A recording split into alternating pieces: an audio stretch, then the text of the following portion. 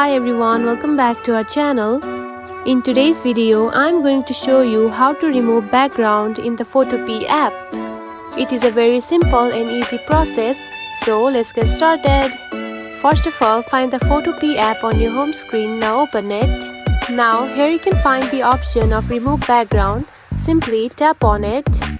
Here you can find the option of plus button. Now tap on it. Then choose one photo that you want to remove the background of. Simply tap on it. Now here you can find the option of remove background. Now simply select it. Finally, here you can see the background has been removed from the image. And that's it. Now you have successfully removed the background of the image in the Photopea app. It is a very simple and easy process, right? If you found this video helpful, don't forget to like and subscribe for more tips. Thanks for watching.